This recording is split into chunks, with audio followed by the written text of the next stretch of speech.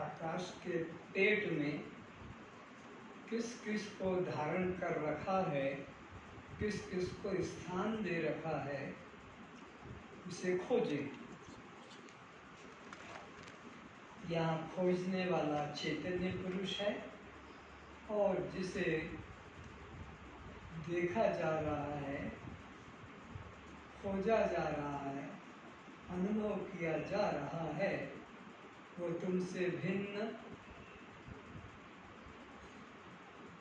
अनित्य है।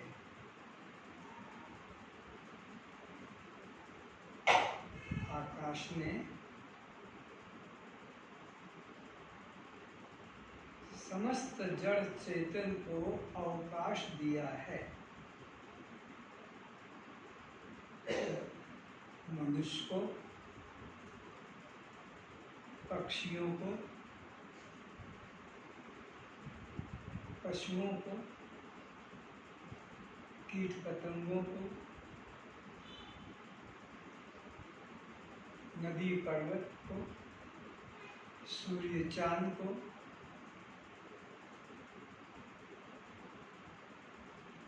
बादल धुआं को, पानी को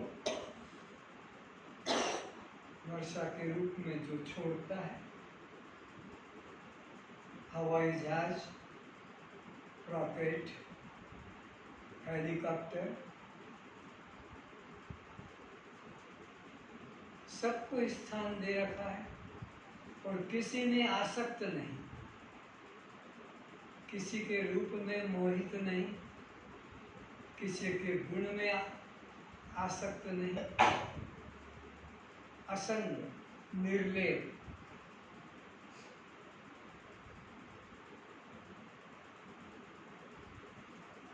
तो ये दृश्य मेरे और मैं दृष्टा इनका।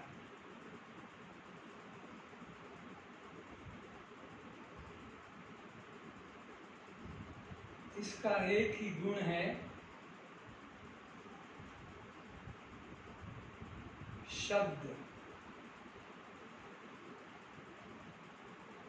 इसका अपना एक ही गुण है, शब्द।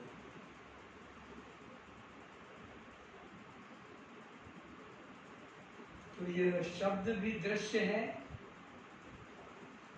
जैसे भी राग रागनियां, ध्वनि, चाहे वो जड़ की हो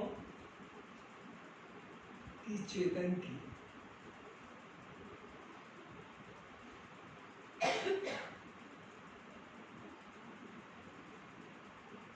और इसके ही सत्व गुण से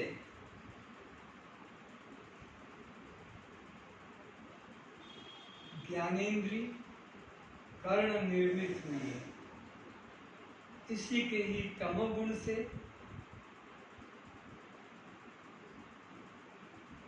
शब्द निर्मित हुआ है।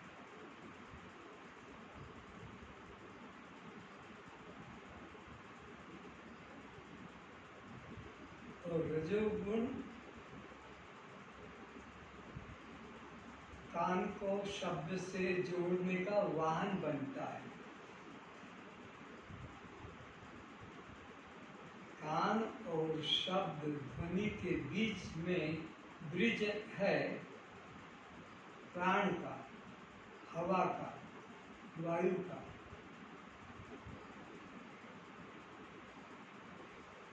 अब वायु का ध्यान करें।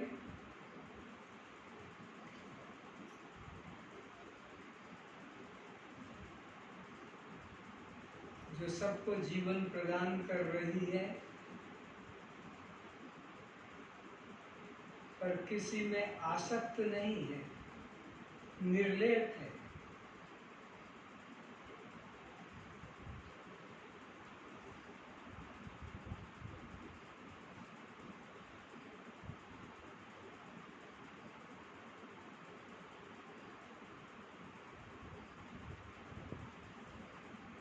इसी के सत्वगुण से त्वचा निर्मित हुई है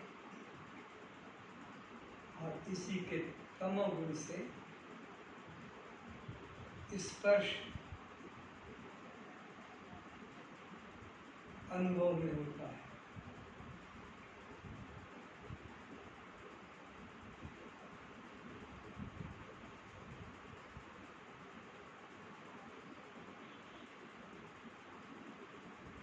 कभी आंधी तूफान के रूप में, सुपर साइक्लोन के रूप में,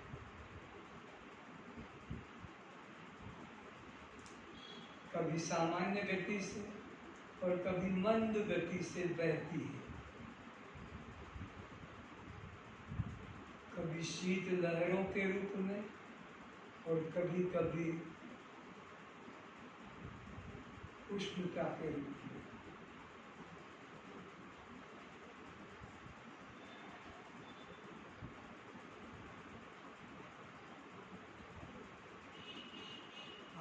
आकाश के और आकाश में जिन जिन को अवकाश दिया है उन सब के एकमात्र दृष्टा है। दृष्टा दृश्य से सदैव असंग और दूर रहता है। तो आप आकाश से भी दूर असंग निर्लेप हैं और आप वायु से भी दूर असंग और निर्लेप हैं।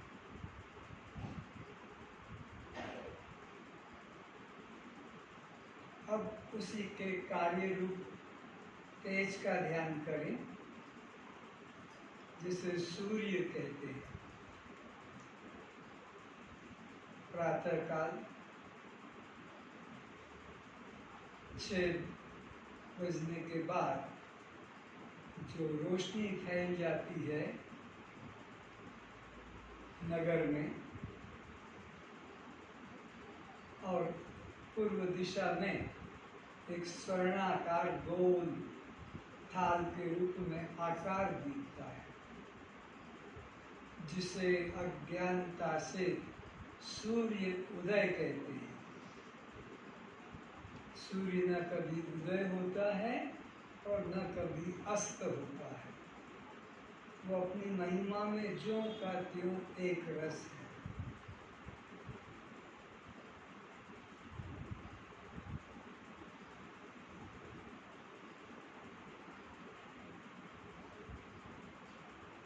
इसके ही सत्वगुण से चक्षु बनता है और इसी के ही तमोगुण से रूप निर्मित होता है। आप चक्षु इंद्रिय के भी दृष्टा हैं और रूप के भी दृष्टा हैं।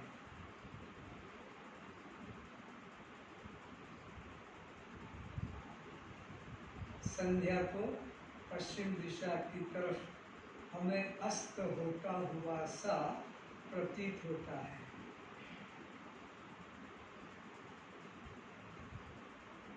कभी बादलों में छुप जाता है, बादल इसे घेर लेते हैं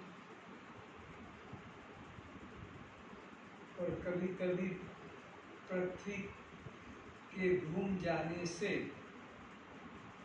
यह रात और दिन के रूप में प्रतीत होता है।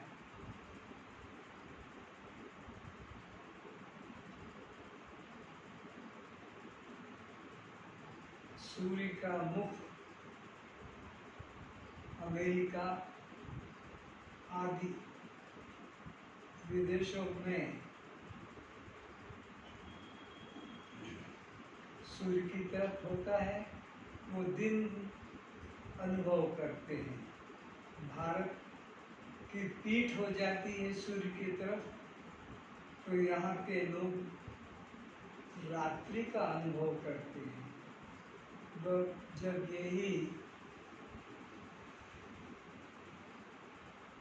180 अंश घूम जाती है,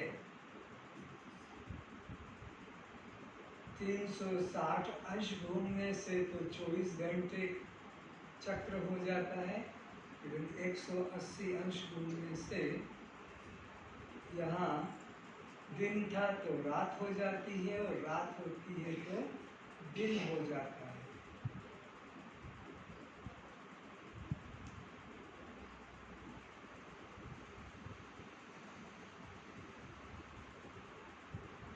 तो आप इस सूर्य के दिखने और न दिखने दोनों के दृष्टा है।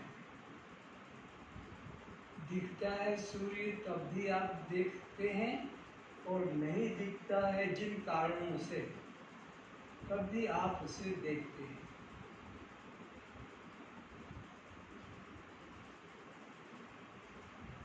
अब इसी से उत्पन्न होने वाले जल का ध्यान करें। समुद्र, झील, नदियां, सरोवर, कुएं,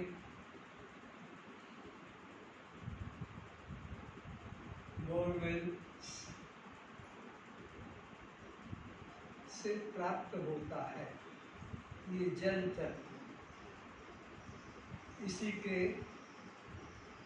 सत्वगुण से जीवा बनती है और इसी के तमोगुण से रस बनता है। आप दोनों के दृष्टा हैं, रस के भी दृष्टा हैं और जीवा के भी दृष्टा हैं।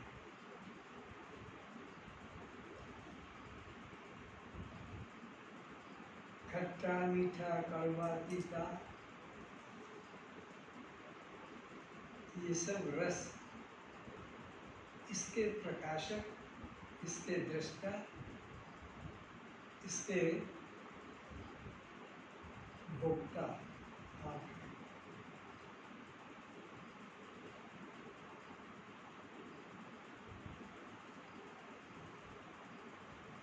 अब पृथ्वी का अनुभव करें।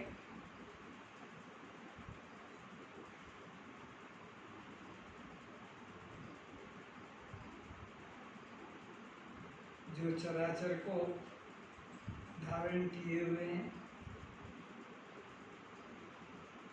इसके सत्वगुण से नासिका और तमोगुण से गंध निर्मित होती है। जहाँ तक आप आकाश,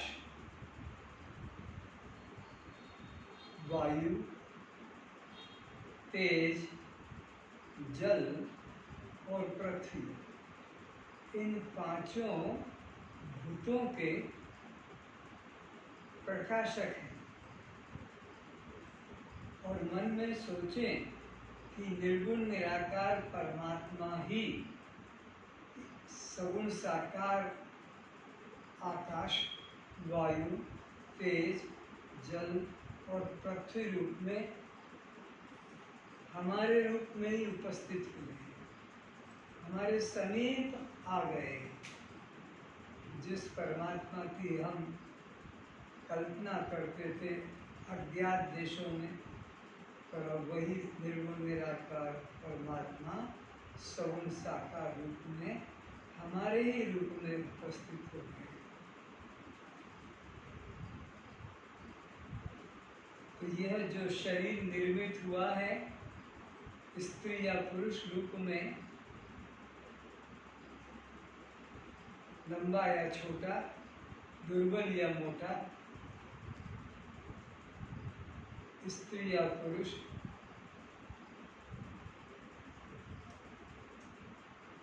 नारी या नपुंसक, गोरा या काला,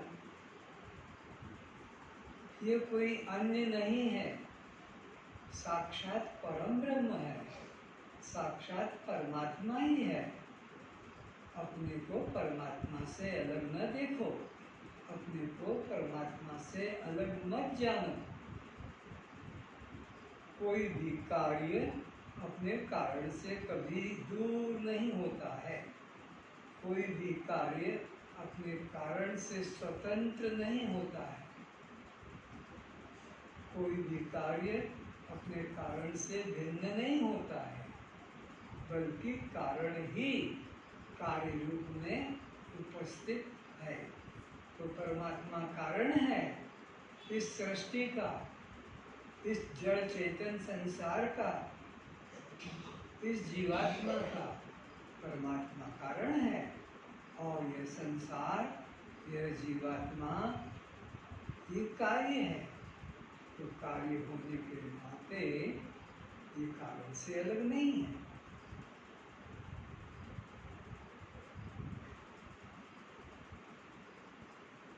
परमात्मा की दो प्रकृति है, एक अपरा और एक परा, एक जड़ और एक चेतन। ये सारा संसार परमात्मा ही अपरा और परा प्रकृति के रूप में उपस्थित है। कोई अन्य नहीं, कोई भिन्न नहीं। वेद उद्घोष करता है, एकमेवा अद्वितीयं ब्रह्म नेह नास्ति किंचन। यहाँ किंचित भी अन्य नहीं, एक चेतन तत्व के अलावा।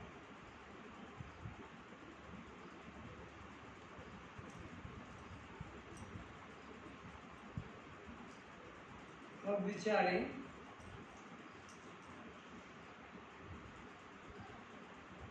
जब जीवात्मा इस मकान को, इस घर को छोड़ देता है,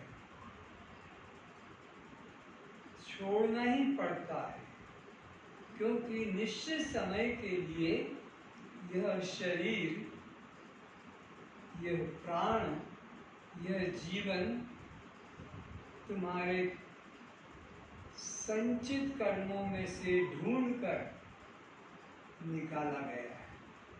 कितना श्वास लेना है, कितना जीवन तुमको इसमें व्यतीत करना है, ये जन्म से ही निश्चित कर दिया गया है।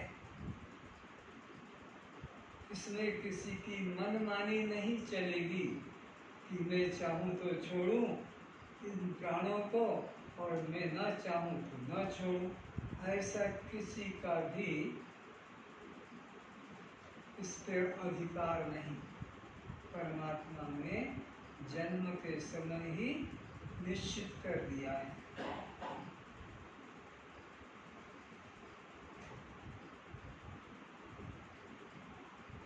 अब तुम इस संसार से अभिन्न हो, एक हो, इसका अनुभव करो। तुम्हारे शरीर का आकाश, तुम्हारे पिता माता का शरीर का आकाश, तुम्हारे पति पत्नी पुत्र पुत्री का आकाश, और तुम्हारे घर के नौकर और पशु पक्षी का आकाश, एक आकाश, एक आकाश। शरीर अलग अलग दिख रहे हैं अज्ञानता से, लेकिन सबका एक आकाश। आकाश दो दस नहीं होते, स्त्री का आकाश और पुरुष का आकाश अलग अलग नहीं। और हिंदू का और मुसलमान का, ईसाई और जैन का, आर्य अनार्य का, उड़िया बंगाली गुजराती का आकाश अलग अलग नहीं, एक आकाश। जैसे एक ही माटी से गणेश बन जाता है, सरस्वती बन जाती है, राम कृष्ण बन जाते हैं, दुर्गा काली बन जाती है, एक माटी से। सब में माटी एक, नाम अलग अलग, आकार अलग अलग। तो ऐसे ही यहाँ पर भी आकार अलग अलग है, नाम अलग अलग है, लेकिन सब एक माटी पृथ्वी तक। अब इसी प्रकार सारे विश्व की वायु भी एक है। जिस आकाश में स्त्री अपने प्राणों को त्यागती है, हवन करती है, और पुरुष उसी आकाश में स्थित वायु को ग्रहण करता है। स्त्री की छोड़ी हुई वायु मुख से या अपान द्वार से, मल द्वार से स्त्री ने जो त्याग दिया, पुरुष ने उसको जीवन रूप बना लिया और ग्रहण कर लिया। पुरुष ने जो अपना प्राण का त्याग किया, स्त्री ने उसको अपना जीवन बना लिया। एक आकाश सारे विश्व का, स्त्री पुरुष, पिता माता, पुत्र पुत्री, हिंदू मुसलमान, उड़िया बंगाली, सारे विश्व का केवल एक वायु है।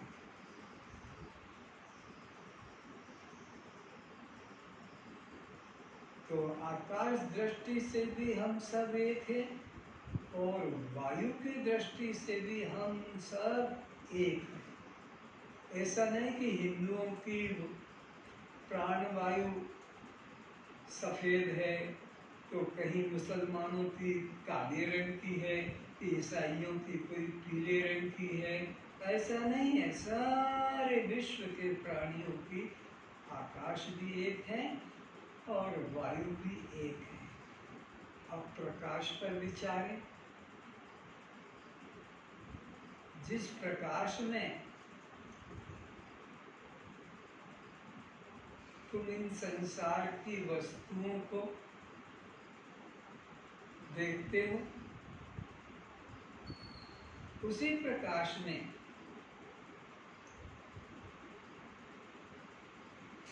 पशु पक्षी चीज पतंग भी देख रहे हैं। उसी प्रकाश में हिंदू मुसलमान सिख ईसाई भी देख रहे हैं। ऐसा नहीं कि हिंदुओं का सूर्य अलग रंग का है, मुसलमानों का अलग रंग का है, कि ईसाई जैन बौद्ध का, कुछ नहीं। सारे विश्व के प्राणियों का एक आकाश, एक वायु और एक ही तेज प्रकाश।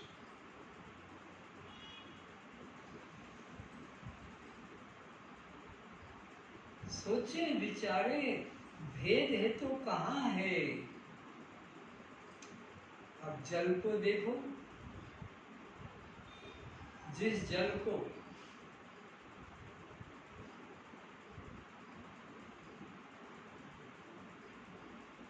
पशु पक्षी ग्रहण करते हैं,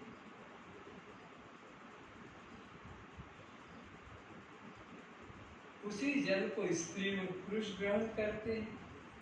उसी जल को हिंदू मुसलमान सिख ईसाई ग्रहण करते हैं। ऐसा नहीं कि हिंदुओं का जल मधुर होता है और मुसलमानों का मधुर नहीं होता, या लूणिया होता है या कड़वा होता है ना। सारे विश्व के जीवों का जल भी एक रस है, कुछ अंतर नहीं।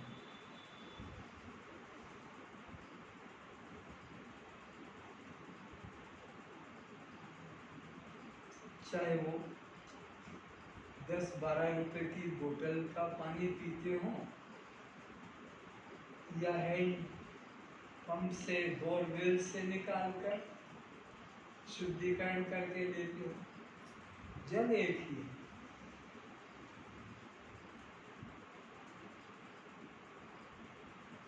विचारो कि तुम कैसे अपने को कहते हो कि मैं ऊंचा हूं और वो नीचा है।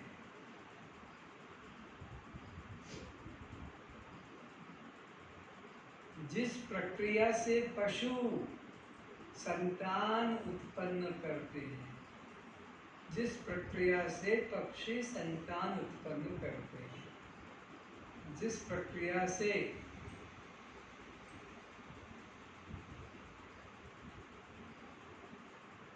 कीट पतंग और मनुष्य, कोई अंतर नहीं पड़ता, सबकी प्रक्रिया एक।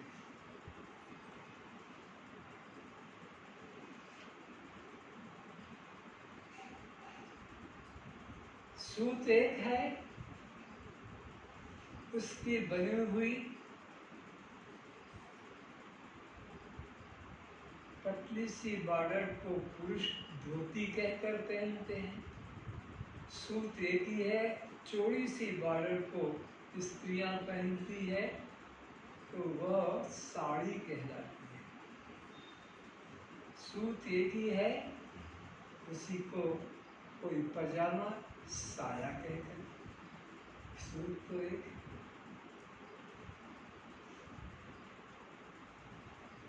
तो अब ये पांचों भूत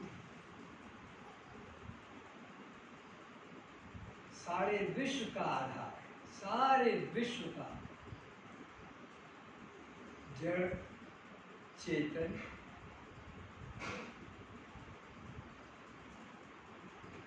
तो भूत दृष्टि से हम तुम पशु पक्षी स्त्री पुरुष एक तत्व है, एक नेवा अद्वितीयम ब्रह्म नेह नास्ति किंचन। हम जुड़े हुए हैं, हम एक दूसरे से जुड़े हुए हैं, अभिन्न है। देखो, विश्व का आकाश तुम्हारे देश के आकाश से जुड़ा हुआ है, तुम्हारे देश का आकाश तुम्हारे प्रांतों के आकाश से जुड़ा हुआ है। वैज्ञानिक बात समझा रहे हैं। तुम्हारे प्रांत का आकाश प्रत्येक जिला के आकाश से जुड़ा हुआ है, प्रत्येक जिला का आकाश प्रत्येक नगर के आकाश से जुड़ा है, और प्रत्येक नगर का आकाश प्रत्येक घर के आकाश से जुड़ा है। प्रत्येक घर का आकाश प्रत्येक मनुष्य से जुड़ा हुआ है। कैसे माने कि जुड़ा हुआ है? अगर विश्व का आकाश तुम्हारे देश के आकाश से अलग होता तो दूर देश का दृश्य तुम अपने टीवी पर देख नहीं पाते, पर इंग्लैंड, अमेरिका, चीन, जापान, हालैंड और यहाँ तक कि चंद्रलोक, मंगललोक तक का आकाश भी तुम्हारे नगर के घर के आकाश से जुड़ा है। अलग अलग होता तो वहाँ का दृश्य तुम्हारे टीवी के पर्दे पर नहीं आ पाता। ये प्रमाण हो गया कि सारे विश्व का आकाश जुड़ा हुआ है, सारे प्रांत का आकाश जुड़ा हुआ है, जिला का आकाश जुड़ा हुआ है, नगर का आकाश जुड़ा हुआ है, प्राणियों का आकाश जुड़ा है।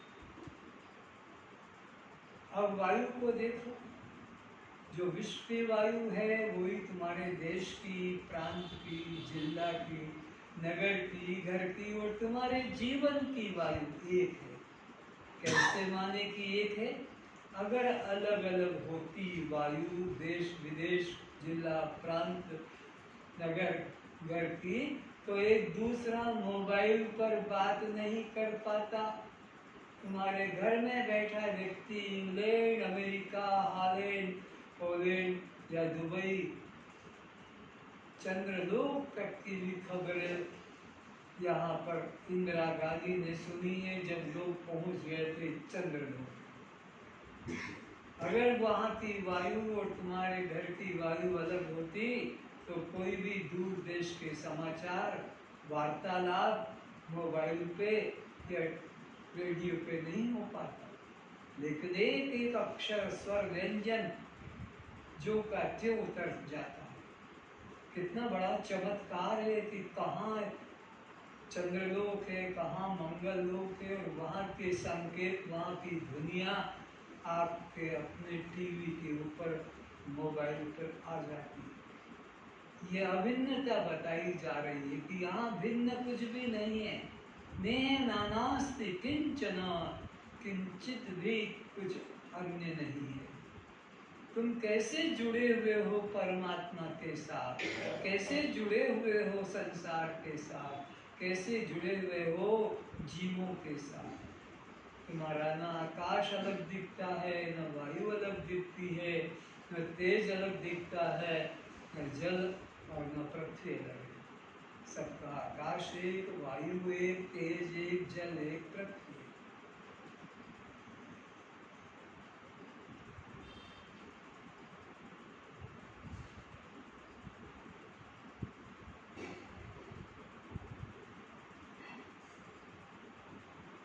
सारे विश्व का तेज भी एक है।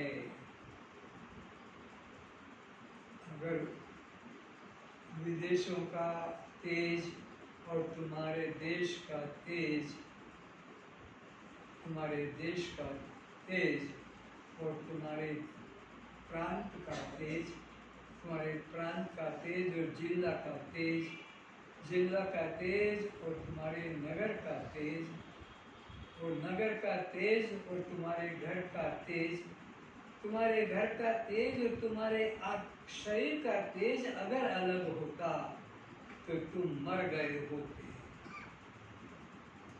थर्मामीटर लगाकर डॉक्टर चेक करता है तुम्हारे तेज को। मरे हुए के व्यक्ति का तेज का रिलेशन खत्म हो गया, अब उसे जला दिया जाता है, ठंडा हो गया।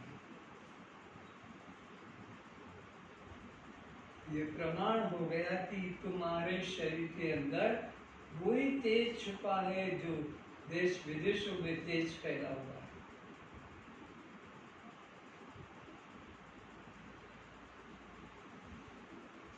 अगर वो अलग होता विदेशों का तेज यानी सूर्य, तो वहां पानी गिरता, तुम्हारे यहाँ पानी नहीं गिरता, तुम मर जाते प्यासे। लेकिन सारे विश्व का तेज एक है, इसलिए पानी उधर भी गिरता है, पानी इधर भी गिरता है, अलग अलग नहीं।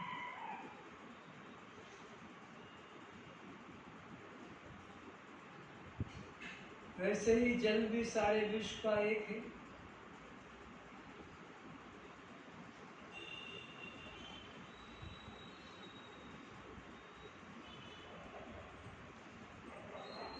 ऑक्सीजन, हाइड्रोजन, सारे विश्व की एक, जिसके संयोग से जल प्रकट होता है।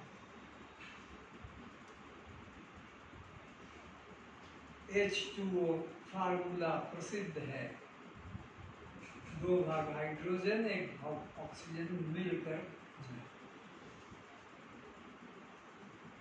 अब तुम विचारो इस बात को, ये बड़ी गंभीर बात है कि सारा विश्व एक सूत्र में बंधा हुआ है।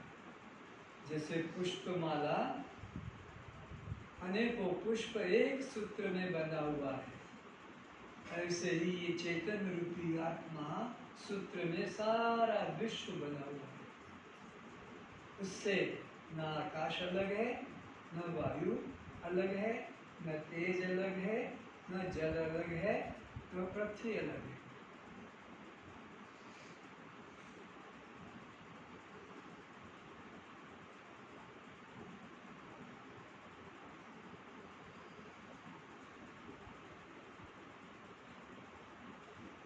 अब कहाँ भेद रहा स्त्री और पुरुष का, कहाँ भेद रहा हिंदू और मुसलमान, सिख ईसाई जैन बौद्ध आदि का, कहाँ भेद रहा जिला और प्रांत का, देश विदेश का। सारे विश्व का जब आकाश एक है, वायु एक है, तेज एक है, जल एक है, पृथ्वी एक है, तो हम सब जीव एक ही तत्व है। उस एक ने ही सब आकार को धारण किया है। एक ही सूत है, मुर्दे पे डाला जाता है तो कफन कहलाता है, सर पे लपेटा जाता है तो पगड़ी कहलाती है, नीचे लपेटा जाता है तो लुंगी या धोती या कही जाती है, ऊपर पहनाना जाता है तो कुर्ता बनियान ब्लाउज आदि कहलाते हैं, बिस्तर पर बिछाया जाता है तो चादर कहलाती है, दरवाजे पे लटकाया जाता है तो पर्दा कहला जाता है। उसी में वो रुई भर दी जाती है तो गद्दा या रजाई कहलाती है। एक ही तत्व है।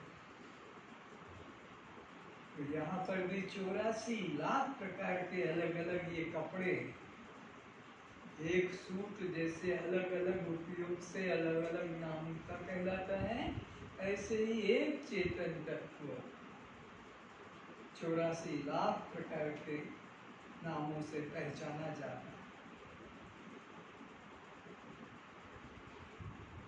9 लाख प्रकार के जल में रहने वाली मछलियां, मगर आदि, 10 लाख प्रकार के आकाश में उड़ने वाले, पेड़ पे रहने वाले पशु और पक्षी, 11 लाख प्रकार के जमीन में छुप कर रहने वाले, मेंढक कहो, चूहा कहो, सांप कहो, अजगर कहो, नेवला कहो, बिच्छू कहो इत्यादि 11 लाख प्रकार। 20 लाख प्रकार के पेड़ पौधे, लताएं, वृक्ष, अन्न आदि।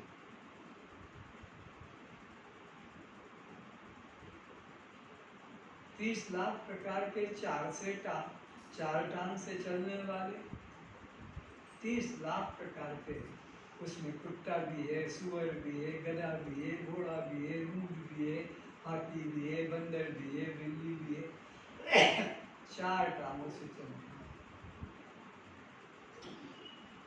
और 2 टांगों से चलने वाले 4 लाख प्रकार के जीव। आकार अलग अलग बन गए हैं, लेकिन सब में एक ही चेतन रमण कर रहा है, एक ही चेतन रमण कर रहा है। रमन्ते योगिना अस्मिन् सह राम। एक राम दशरथ का बेटा, एक राम घट घट में बैठा, घट घट में बैठा है सारे प्राणियों के रूप में। हम सब एक हैं। प्रेम रखो, समता रखो, संतोष रखो, नफरत मत करो, क्रोध मत करो, द्वेष मत करो, आग मत करो। दूसरा तो है ही नहीं।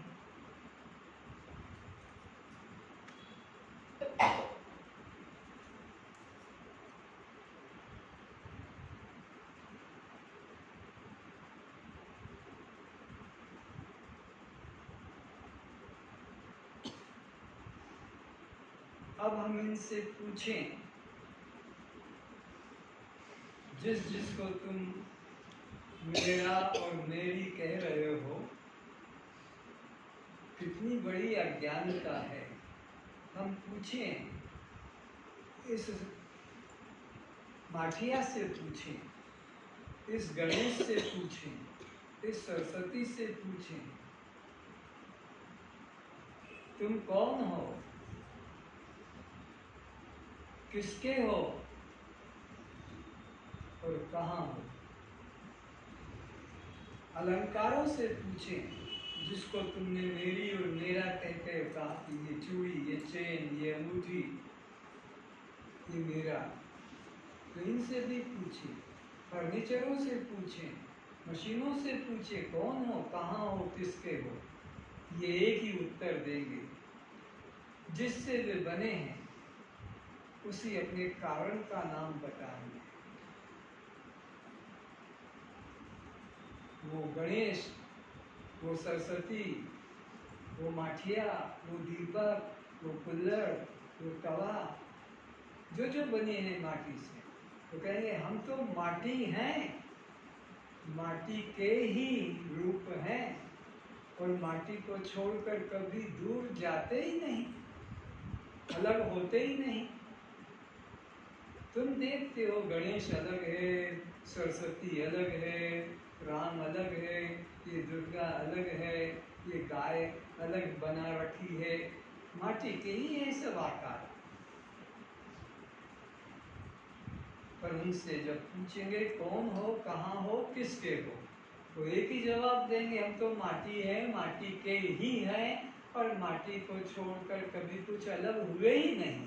हमें पता ही नहीं कि माठिया किसको कहते हैं, दीपक किसको कहते हैं, सुराही किसको कहते हैं, कि गणेश दुर्गा सरस्वती किसको के वो जानते नहीं, तो एक बस माटी जानते। ऐसे ही इन अलंकारों से पूछे, तुम्हें तो लगता है ये चूड़ी मेरी, चेन मेरी, अंगूठी मेरी, पायजब मेरा, कमर बंद मेरा। तुम पूछो कौन हो, कहाँ हो, किसके हो? वो कहते हैं तो सोना है, सोने के हैं, सोने को छोड़कर कभी कुछ बने ही नहीं। हम जानते नहीं कि चेन चूड़ी अंगूठी क्या होती है, कुछ नहीं, केवल सोना। फर्नीचरों से पूछे, टेबल, कुर्सी, खिड़की, दरवाजा, तखत, कौन हो, कहाँ हो, किसके हो? एक उत्तर मिलेगा, हम तो काठ हैं, काठ ही रहते हैं, काठ के ही हैं, काठ के अलावा कुछ भी नहीं, हम काठ ही केवल है। कपड़ों को भी पूछे, तुम्हारी तो अटैचियाँ भरी पड़ी है, अलमारियाँ भरी पड़ी है कपड़ों की, लेकिन पूछो तुम कौन हो, कहाँ हो, किसके हो? हम तो सूत हैं, सूत ही रहते हैं, सूत के ही हैं, सूत को छोड़ के कभी कुछ हुए ही नहीं।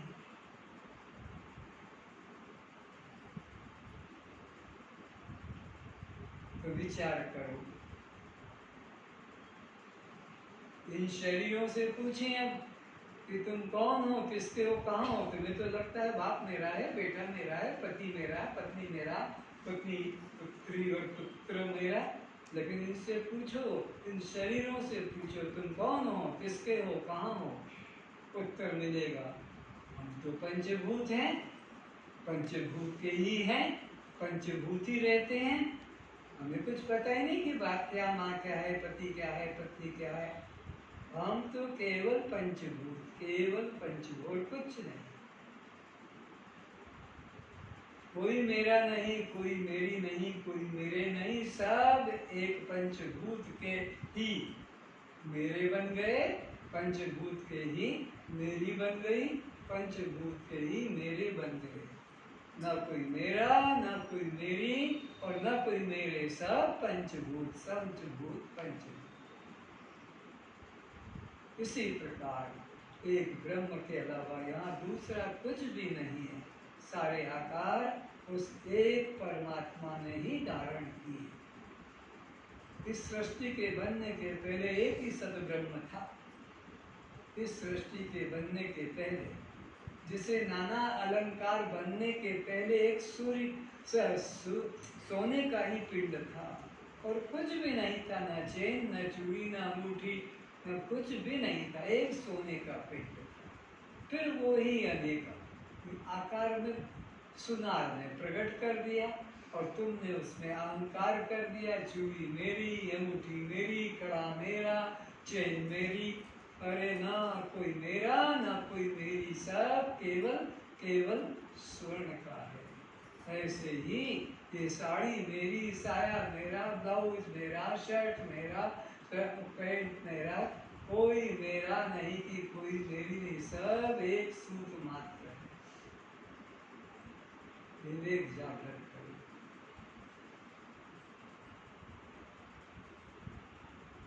तो यहाँ एक चेतन, एक ब्रह्म के अतिरिक्त कुछ भी अन्य नहीं है।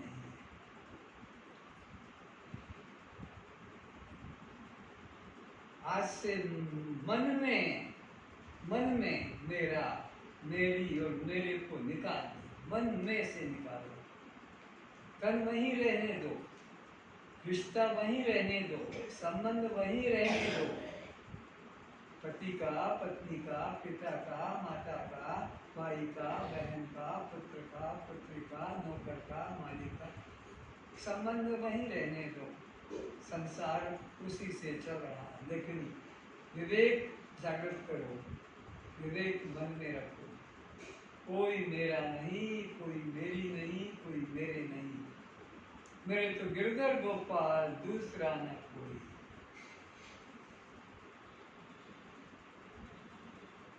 केवल मेरा, मेरी, मेरा करना है तो उस एक से करो। किससे? तुमेव मातश्च पिता तुमेव, तुमेव बन्धुश्च सखा तुमेव, तुमेव विद्या द्रविणं तुमेव, तुमेव सर्वं ममदेव। बस यही एक चीज है जिसमें मेरा मेरा भी जोड़ सकते हो और मेरी भी जोड़ सकते हो और मेरे भी जोड़ सकते हो। संसार में जो मेरा है वो मेरी नहीं बन सकता है, संसार में जो मेरी है वो मेरे नहीं बन सकते हैं। परमात्मा ही है जो मेरा भी है, मेरी भी है और मेरे सारे रिश्ते उस एक से ही हमारे, उस एक चेतन से ही जुड़े हैं और कोई इस पृथ्वी पर ही लगाने योग्य नहीं है। हाँ, ये भी मेरे, ये भी मेरी, ये भी मेरे, तो ये रे, री और रा ये भी में आएगा, परमात्मा भी में नहीं आएगा। पिता भी मेरा, माता भी मेरी, पत्नी भी मेरी, मकान भी मेरे, गाड़ी भी मेरी, ऐसे परमात्मा भी मेरे ना, इनके साथ नहीं जुड़ सकता। उसके साथ तो केवल ही जुड़ेगा मेरे पिता भी, तुम्हें वो माता, तुम्हें वो बंधु, तुम्हें वो सखा, तुम्हें वो धन, सब कुछ तुम ही भी नहीं की। ऐसा भगवान को अनन्य प्यार पसंद है। जैसे कोई पुरुष नहीं चाहता कि मेरी पत्नी मुझसे भी प्यार करे और मेरे भाई से भी, छोटे से और बड़े से भी करे, कोई नहीं चाहता। एक दूसरे के जान के दुश्मन बन जाएंगे। तुमने मेरी पत्नी को, मेरे बेटे को, कि मेरे इसको मकान जमीन को कैसे कहा। तो संसार के अंदर जैसे तो पुरुष नहीं चाहता कि स्त्री भी नहीं चाहती कि मेरे पति से कोई और स्त्री प्यार करे,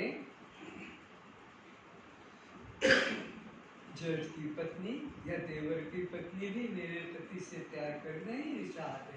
लड़ाई हो जाएगी, घर से निकल जाएंगे, मारपीट हो जाएगी। ऐसे परमात्मा भी तो नहीं चाहता कि ये कृष्ण को चाहे कि शंकर को, चाहे कि राम को कि विष्णु को। खुद हनुमान जी भी कहते हैं,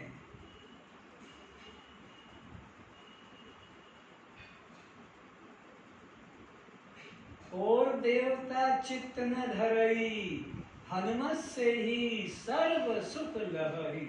तुम्हें जो जो जिस प्रकार का सुख चाहिए, कामना की पूर्ति चाहते, तो बस मेरे से ही मांगना, मेरे से ही प्रार्थना करना, मेरी शरण में आना, मुझे ही प्रणाम करना, मुझे ही अर्पण करना। और देवता चित्त न धरे। देखो वहां तक भी राग द्वेष है, उनको भी पसंद नहीं है हनुमान को कि कोई राम से प्यार करे, कि कोई कृष्ण से प्यार करे, कि विष्णु से, दुर्गा से। लक्ष्मण भी यही कहता, मोरे प्रभु तुम ही एक स्वामी, मोरे प्रभु तुम ही एक, तुम ही एक हो, दीन बंधु अंतर्या। भगवान राम भी यही कहते हैं, सबसे ममता, सबसे मोह, मेरापन, मेरी पना और मेरी पना खींचो, तोड़ो, हटाओ वहां से, सबसे ममता ताग बटोरी। और ये ममता रूपी सूत्र की एक रस्सी बनाओ, सबसे ममता तोड़ के एक बस मेरे चरणों में जोड़ दो, तो मैं तुम्हारे बंधन में प्रेम में आऊंगा। अगर तुम मेरे अलावा और भी ये भी मेरा है, ये भी मेरे करोगे, तो मैं तुम्हें छोड़ दूंगा, मैं फिर तुम्हारी ओर नहीं देखूंगा। इसलिए अनन्य भाव, अनन्य चिंतन।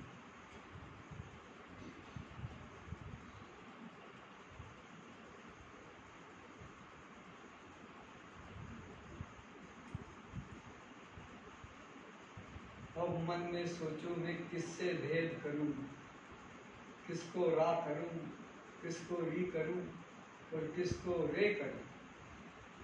तो मालूम पड़ता है कि रा की श्रेणी में भी परमात्मा ही आ सकता है, री की श्रेणी में भी परमात्मा ही आ सकता है, और रे की श्रेणी में भी परमात्मा ही आ सकता है।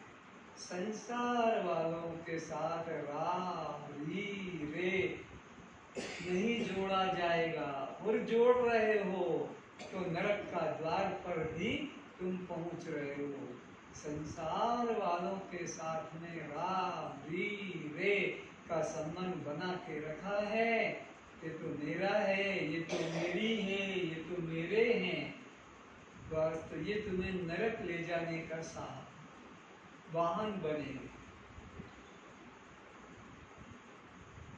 अब तुम्हारी मर्जी है तो तुम नरक का द्वार खुलवाओ, और तुम्हारी मर्जी है तो परमात्मा का मंदिर में प्रवेश करो।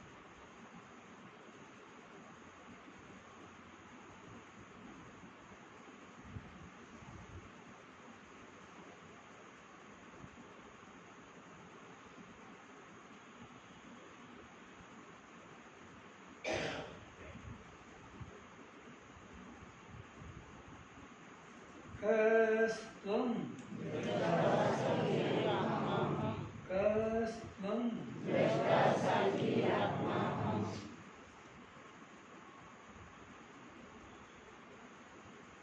संसार में तुम्हारा कोई राग कहलाने का अधिकारी है? बोलो। संसार में तुम्हारा कोई री कहलाने का अधिकारी है? नहीं। संसार में कोई रे कहलाने का अधिकारी है? नहीं। तो फिर रा कहलाने का अधिकारी कौन है? एकमात्र परमात्मा। री कहलाने का एकमात्र कौन अधिकारी है? परमात्मा। और रे कहलाने का एकमात्र कौन अधिकारी है? परमात्मा। त्वमेव माता च पिता त्वमेव बन्धुश्च सखा त्वमेव विद्या द्रविणं त्वमेव सर्वं मम देव। सभी नेत्र खोलें, सभी श्रोताओं के चरणों में मेरा नमस्कार। समझ में आया मेरे भाई बहनों कि रा री और रे का संबंध जोड़ने योग्य अगर कोई है तो वो एकमात्र परमात्मा या गुरु तुम्हें ही सर्वम। संसार वाले इसके अधिकारी, क्योंकि वो तुम्हें बंधन में डालने वाले हैं। जिनको भी संसार में रा री और रे करके रिश्ता जोड़ा और तुम्हें सब तैयार बैठे हैं नरक ले जाने को। इनके साथ तुम नरक सुविधा से चले जाओ।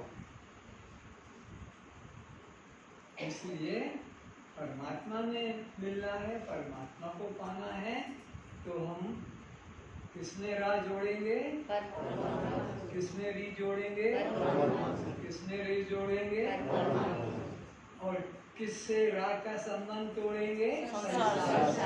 किससे री का संबंध तोड़ेंगे? और किससे रे का संबंध तोड़ेंगे? संसार से तोड़ना है और परमात्मा में। आज मेरे प्यारे भाई बहनों ने जो प्रतिज्ञा की है उसका पालन किया है, दक्षिणा दी है, वे हाथ उठाएंगे ईमानदारी से। बहुत बहुत खुशी, सबके चरणों में प्रणाम है।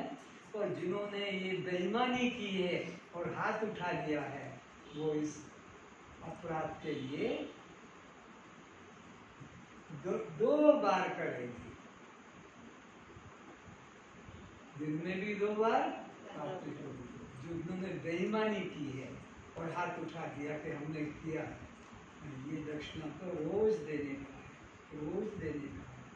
ये तुम्हारा जीवन है, ये तुम्हारा प्राण है, और इसको तुम कैसे भूल कर और संसार में नष्ट कर रहे हो। चलो वितरण करें।